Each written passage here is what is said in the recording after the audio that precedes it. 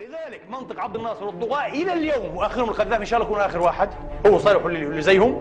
عارف منطقهم؟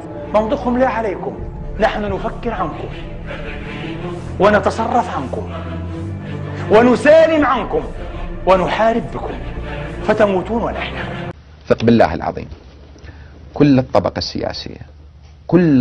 السياسية وراح أعيدها المرة الثالثة، كل الطبقة السياسية وأنا في مقدمتهم كنا مرتبين وضعنا ووضع عوائلنا، وإذا صار دم بالشارع ابن الخايبة راح يدفع الثمن، ماكو من الطبقة السياسية راح يدفع ثمن.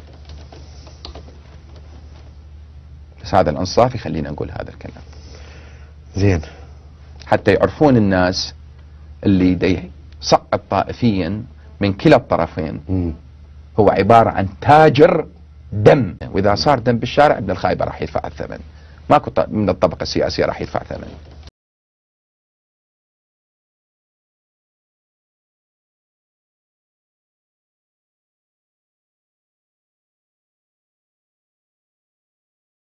وإذا صار دم بالشارع ابن الخايبة راح يدفع الثمن.